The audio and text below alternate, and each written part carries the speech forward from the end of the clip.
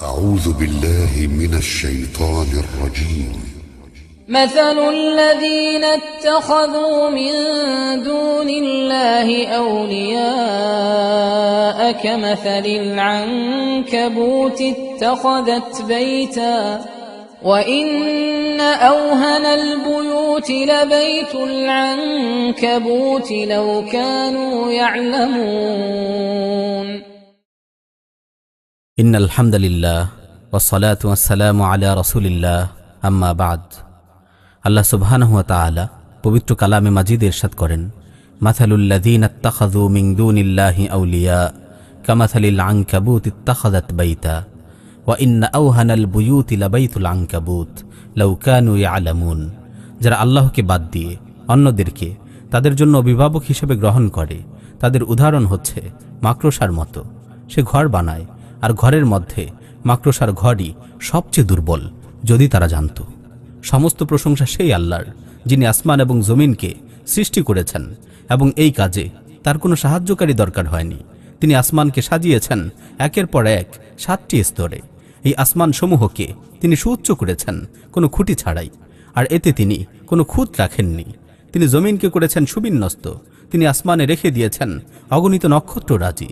তিনি চাঁদ এবং সূর্য সহ সমস্ত বিশ্বজগৎকে এক সুনির্দিষ্ট নিয়মে নিপুণভাবে পরিচালনা করছেন, আর এই কাজেও তার কোনো সাহায্য লাগেনি। তিনি সমস্ত প্রাণী জগৎ সৃষ্টি করেছেন, আর তাদের ব্যাপারে তিনি উদাসীন নন। সাগরের অতল গহীনের কোনো মাছ কিংবা পাহাড়ের সুউচ্চ চূড়ায় বাসা বাঁধা ঈগল, প্রত্যেকের কাছে আল্লাহর কদর অনুযায়ী রিজিক পৌঁছে যাচ্ছে। বাতাসের অণুজীবী হোক আর সাগরের নীল তিমিই হোক, সৃষ্টি জগতের ব্যবস্থাপনায় আল্লাহ কাউকে শরিক করেন না। আর কেউ কি এমন আছে যে নিজেকে শরিক দাবি করতে পারে? আর যদি কেউ নিজেকে শরিক দাবি করতেই চায়, তবে তার জন্য আমাদের 2টি অ্যাসিড টেস্ট আছে। প্রথম টেস্ট, যা ইব্রাহিম আলাইহিস সালাতু ওয়াস সালাম বলেছিলেন সেই সময়ের তাগুতদেরকে, ফাইন্নাল্লাহা ইয়াতি বিশ-শামসি মিনাল মাশরিক ফাতি বিহা মিনাল মাগরিব।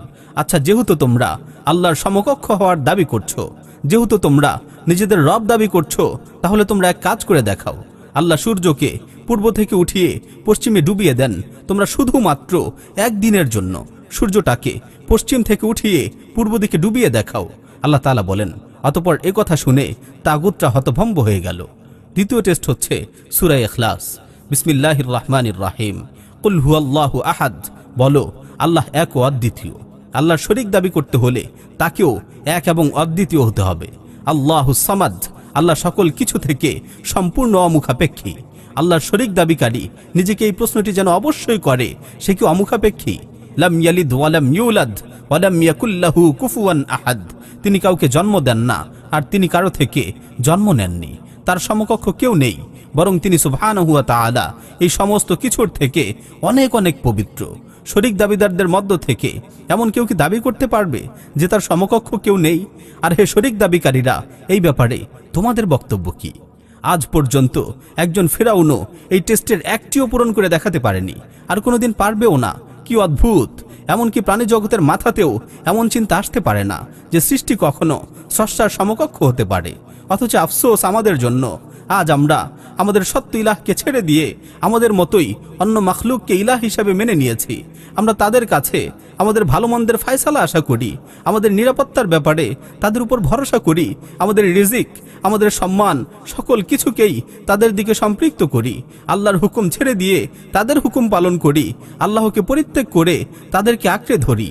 এমন জুলুম শুধু একজন চূড়ান্ত জালিমই করতে পারে। আর আল্লাহ তাআলা বলেছেন, ইন্না শিরকা লাযুলমুন আযীম। নিশ্চয়ই শিরক হচ্ছে সবচেয়ে বড় জুলুম। সত্যি কি অদ্ভুত! আমরা মুখে বলি আল্লাহ আমাদের রব, অথচ কাজের বেলায় আমরা তার সম্পূর্ণ বিপরীত করি।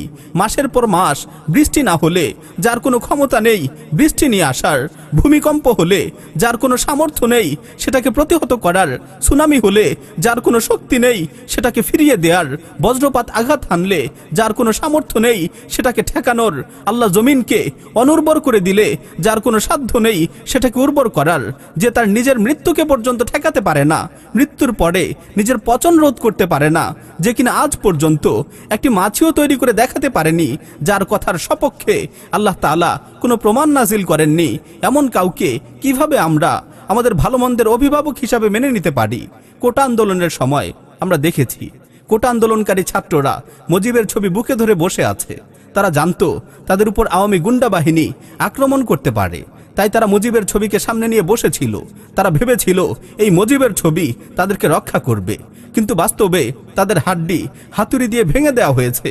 মানুষ আজ আল্লাহকে ছেড়ে দিয়ে এই ইলাহদেরকে বিশ্বাস করে, আর এই ইলাহরাই তাদের রেপ করে, হত্যা করে, নির্যাতন করে, ধন সম্পদ ছিনতাই করে, জমি দখল করে, রাস্তাঘাটে বেইজ্জতি করে, দেশের সম্পদ চুরি করে, ট্যাক্সের মতো জুলুম আরোপ করে। কিন্তু তারপরও মানুষ এই তাগুতদেরকেই অভিভাবক মনে করে। হায় আল্লাহ ও আল্লাহর দেয়া জীবন ব্যবস্থা আজ পছন্দ নয়, বরং আল্লাহর মাখলুক হয়ে যে জুলুম করে, সর্বস্ব নিঃশেষ করে দেয়, নিজের মেয়েকে ধর্ষণ করে হত্যা করে ফেলে যায়, সেই বাতিল ইলাহকেই আর সেই ইলাহের সিস্টেমকেই আমাদের বড় পছন্দ, সেখানেই আমাদের বড় বিশ্বাস। শেখ আউলাকি রাহিমাহুল্লাহ বলেছিলেন, আমাদের অবস্থা এমন হয়ে গেছে যে আমাদের নেতারা যদি আজ ভালো কিছু করে তবে আমরা তাদের প্রশংসা করি, যেন এটা এমন কিছু যে সে বিশাল কিছু করে ফেলেছে। আর যদি তারা জুলুম করে তবে আমরা নীরবে সহ্য করি, যেন এটা সহ্য করাই আমাদের কাজ। সৈয়দ কুতুব রহিমাহুল্লাহ বলেছিলেন, তাগুত সব সময় সংখ্যার দিক থেকে কম আর সাধারণ মানুষ অনেক। এই অল্প কিছু তাগুত কখনোই এই বিশাল জনগোষ্ঠীকে শোষণ করতে পারবে না, যদি না তারা নিজে থেকে তাদেরকে এই তাগুতের কাছে বিক্রি করে দেয়। আর আমরা তাই করি, নিজেদেরকে এই তাগুতদের কাছে বিক্রি করে দেই খুব অল্প দামে। আমাদের পুরো জিন্দেগি আমরা তাগুতদের কাছে বিক্রি করে দেই। আমরা ভীতু হয়ে গেছি, এতটাই ভীতু যে মনে হয় যেন আমাদের মেরুদণ্ড বলতে কিছুই নেই। আর এটা তখনই হয় যখন মানুষ আল্লাহকে ভয় করা বাদ দিয়ে অন্য কাউকে ভয় পায়। এক ইলাহের দাসত্ব ছেড়ে মানুষ যখন মাখলুককে ইলাহ বানিয়ে নেয়, তার বিধানের কাছে নিজেকে সমর্পণ করে, তখন এটাই হতে বাধ্য। আল্লাহ সুবহানাহু ওয়া তাআলা পবিত্র কালামে মাজিদে বলেছেন, মাসালুল লাযীনা ইত্তাখাযু মিন দুনিল্লাহি আউলিয়া কামাসালিল আনকাবুত ইত্তাখাযাত বাইতা ওয়া ইন্না আওহানাল বুয়ুতি লাবাইতুল আনকাবুত লাউ কানু ইয়ালামুন। আল্লাহকে বাদ দিয়ে যারা অন্য কাউকে ইলাহ বানিয়ে নেয়, তাদের উদাহরণ হচ্ছে মাকড়সার ঘরের মতো। মাকড়সা ঘর বানায় আর তার ঘর হচ্ছে সবচেয়ে দুর্বল। আসলে আমরা আল্লাহর কথার দিকে তাকাই না। কেন আল্লাহ মাকড়সার ঘরের উদাহরণ দিলেন? বাস্তবেও মাকড়সার ঘর অনেক দুর্বল, এটা খুব নাজুক জালের মতো, এর বেশি আর কিছুই না। কিন্তু এর ভেতরেও আরো গভীর এবং সূক্ষ্ম টু দি পয়েন্ট উদাহরণ রয়েছে। মাকড়সা জালের মতো ঘর বানায়, যা বাস্তবে অনেক বেশি নাজুক। ঘর বানানোর এই কাজটা করে স্ত্রী মাকড়সা। এরপরে সে পুরুষ মাকড়সার জন্য অপেক্ষা করতে থাকে। তাদের মিলনের পরপরই পুরুষ মাকড়সা জান নিয়ে পালানোর চেষ্টা করে। কারণ অদ্ভুত ব্যাপার হচ্ছে, এই কাজের পরেই স্ত্রী মাকড়সা এই পুরুষ মাকড়সাকে হত্যা করে ফেলে, কখনো খেয়ে ফেলে। আর আল্লাহ এই উদাহরণই দিয়েছেন, যারা আল্লাহ ব্যতীত অন্য কাউকে ইলাহ বানিয়ে নেয়, তাদের উদাহরণ মাকড়সার এই ঘরের মতো, যা হচ্ছে মরণ ফাঁদ। এই সুন্দর করে পাতা ফাঁদেই পুরুষ মাকড়সাকে জীবন দিতে হয়। আজ যারা আল্লাহকে বাদ দিয়ে অন্য কাউকে ইলাহ বানিয়ে নিয়েছে, তাদের ইলাহরাই আজ তাদের হাতুড়ি দিয়ে হাড্ডি ভেঙে দিচ্ছে, রেপ করছে। আর আল্লাহ তাই বলেছেন, হাসিনার বিধানকে আমরা আমাদের উপর অপরিহার্য মনে করি, কিন্তু আল্লাহর বিধানের ব্যাপারে আমাদের কোনো চেতনাই নেই। তাহলে নিশ্চিত থাকেন, ওই হাসিনার বিধানই আপনার প্রতি জুলুম করবে, আপনার মেয়েকে রেপ করে হত্যা করে লাশ ফেলে দিয়ে চলে যাবে, আপনার বুড়ো বাবাকে লাথি মেরে জমি দখল করবে। আর আপনার কিছুই করার থাকবে না, কারণ আপনি নিজেকে হাসিনার কাছে বিক্রি করে দিয়েছেন, স্বেচ্ছায় হোক কিংবা অজ্ঞতায়। আজ শুধু আপনি নিজেকেই দোষারোপ করতে পারেন, অন্য কাউকে নয়। আল্লাহ তাআলা এই ব্যাপারে আরো ভয়াবহ সতর্কবাণী বলেছেন। কিয়ামতের দিন যখন এই দুই দলকে হাজির করা হবে, তখন এই দুর্বল দল তাদের তাগুতদের কাছে গিয়ে বলবে, দুনিয়াতে থাকতে তো আমি তোমাকে প্রধানমন্ত্রী মেনেছি, তোমার সব নিয়ম কানুন সংবিধান মেনে চলেছি, আজ তুমি আমাকে আল্লাহর আযাব থেকে রক্ষা করো। সে বলবে, আমি আজ তোমার মতোই অসহায়। সময় থাকতেই নিজেকে প্রশ্ন করুন, সেই দিন তার এই army, RAB, BGB, police, Awami গুন্ডা বাহিনী তার এবং আপনার কোনো উপকারে আসবে কি? আল্লাহর আযাব থেকে তারা সেদিন আপনাকে বাঁচাতে পারবে কি? আর যদি না পারে, তবে নিজের জীবন দিয়ে জাহান্নাম কিনে নিচ্ছেন কেন? এই প্রশ্ন কি একবারও নিজেকে করেছেন? সেদিন তারা বলবে, তোমরা আমাদেরকে গোমরা করেছো, আজ তোমাদের জন্যেই আমাদের এই করুণ অবস্থা। তাগুতরা বলবে, আমি কিছুই করিনি, তুমি নিজেই নিজের উপর জুলুম করেছো। স্মরণ করেন সেই দিনের কথা। আল্লাহ সেই দিনের চিত্র কত পরিষ্কারভাবে ফুটিয়ে তুলেছেন। দুটি কারণে আমরা নিজেদেরকে তাগুতের কাছে বিক্রি করে দিই। এক, ভয়, দুনিয়াবি ভয়। আমার রিজিকের কি হবে, আমার নিরাপত্তার কি হবে, আমার মান সম্মানের কি হবে, আমার ছেলে মেয়ের কি হবে। আমি আপনি এরকম অসংখ্য ভয়ের কারণে নিজেকে তাগুতদের কাছে বিক্রি করে দিই। দুই, দুনিয়ার লোভ।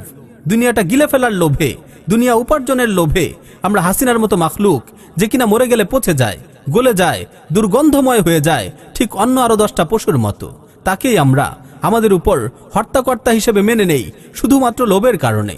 হায় আফসোস। আর এই দুইটা বিষয় আমাদের উপর প্রাধান্য বিস্তার করে, তাও আমাদের দোষেই। দিনের ব্যাপারে আমাদের উদাসীনতা এবং অজ্ঞতার কারণে আমরা আল্লাহর সাথে সম্পর্ক করতে, আল্লাহর সাথে সম্পৃক্ত হতে আগ্রহ বোধ করি না। কিন্তু তাগুতের উচ্চপদস্থ কারোর সাথে সম্পর্ক করতে পারলে নিজেকে ধন্য মনে করি। হায়, আমরা যদি অন্তরে এই বিশ্বাসকে বদ্ধমূল করতে পারতাম যে আল্লাহ অপেক্ষা উচ্চপদস্থ আর কে আছে। সৃষ্টি জগতের মালিক আল্লাহকে আমি খুঁজে পাই না, কারণ আমার দিল তো তাগুতের গোলাম হয়ে আছে। আমার এবং আপনার দৃষ্টিকে খুলে দেওয়ার জন্য আল্লাহ তার কালামে কত স্পষ্ট এবং সহজবোধ্যভাবে কথা বলেছেন। যদি আমরা বুঝতাম, কিংবা যদি একবারও ফিরে তাকাতাম, আল্লাহ তাআলা বলছেন, ওমা যালামনাহুম ওয়ালাকিন কানু আনফুসাহুম ইয়াযলিমুন। আমি বান্দাদের উপর কোনো প্রকার জুলুম করি না, বরং তারা নিজেরাই নিজেদের উপর জুলুম করে। বিধানদাতা হিসেবে আল্লাহ অপেক্ষা উত্তম আর কে আছে? তারা কি তবে আল্লাহর বিধান ব্যতীত জাহেলি যুগের বিধানকে বেশি পছন্দ করে? আল্লাহই হচ্ছেন মুমিনদের জন্য অভিভাবক। আল্লাহ যাকে ইচ্ছা সম্মানিত করেন আর যাকে ইচ্ছা অপমানিত করেন। আল্লাহর হাতেই সমস্ত কল্যাণ। নিশ্চয়ই আল্লাহ পরাক্রমশালী, সব কিছুর উপর ক্ষমতাবান। আল্লাহ তোমাদের শত্রুদের সম্পর্কে খুব ভালোভাবেই জানেন। অভিভাবক হিসেবে আল্লাহই যথেষ্ট, সাহায্যকারী হিসেবেও আল্লাহ তাআলাই যথেষ্ট। প্রিয় ভাই ও বোনেরা আমার, আল্লাহকে ছেড়ে দিয়ে আমরা কোন পথে হাঁটা ধরেছি? এই পথ তো জাহান্নামের পথ। আমি এমন কথা বলিনি যা দুর্বোধ্য, আমি এমন কোনো কথা বলিনি যা অযৌক্তিক, আমি এমন কোনো কথা বলিনি যা আমার স্বার্থের সাথে সংশ্লিষ্ট, আমি এমন কোনো কথা বলিনি যা আমার মন গড়া। আমি তাই বলেছি যে আল্লাহ তাআলা বলেছেন, আপনি যদি এই দুনিয়ার জন্য স্থায়ী হয়ে যেতেন, সম্ভবত আমি আপনাকে কিছুই বলতাম না। কিন্তু আমি নিশ্চিত জানি আমরা সবাই এই দুনিয়া ছেড়ে দিয়ে আমাদের আসল জিন্দেগিতে হাজির হব। এমন এক দুনিয়া যার বাস্তবতাকে ভাষায় প্রকাশ করার কোনো সামর্থ্য আমার নেই। এমন এক দুনিয়া যে দুনিয়ায় কেউ কার উপকারে আসবে না। এমন এক দুনিয়া যে দুনিয়ার কোনো শেষ নেই, আর কোনো দিন ফিরে আসা হবে না, আর কোনো সংশোধনের সুযোগ থাকবে না। যে দুনিয়াতে আফসোস শুধু আফসোসকেই বাড়াবে, সেই দুনিয়ার ব্যাপারে আপনাদেরকে সতর্ক করতে চাই। আর সব শেষে আল্লাহর আয়াত স্মরণ করিয়ে দিচ্ছি, লা ইকরাহা ফিদ্দীন ক্বাদ তাবায়্যানার রুশদু মিনাল গাই ফামান ইয়াকফুর বিত-তাগুতি ওয়া ইউমিন বিল্লাহ ফাকাদ ইসতামসাকা বিল উরওয়াতিল উসকা লা ইনফিসামা লাহা ওয়াল্লাহু সামিউন আলিম। দ্বীনের ব্যাপারে কোনো জবরদস্তি বা বাধ্যবাধকতা নেই। নিঃসন্দেহে হেদায়েত গোমরাহি থেকে পৃথক হয়ে গেছে।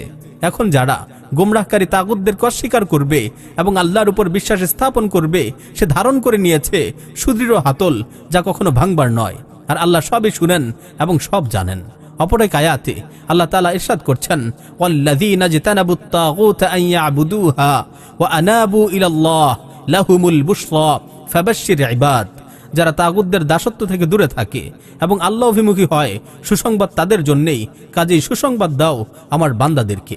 আল্লাহ তাআলা আরো ইরশাদ করেন, আল্লাহু ওয়ালিয়্যুল্লাযীনা আমানু ইউখরিজুহুম মিনাজ-যুলুমাতি ইলান-নূর ওয়াল্লাযীনা কাফারু আউলিয়াউহুমুত তাগুত ইউখরিজুনাহুম মিনান-নূরি ইলাজ-যুলুমাত উলাইকা আসহাবুন নার হুম ফিহা খালিদুন।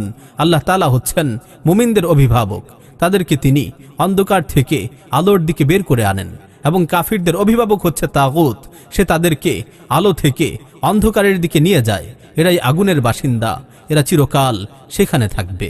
ওয়া আখিরু দাওয়ানা আনিল হামদুলিল্লাহি রাব্বিল আলামিন।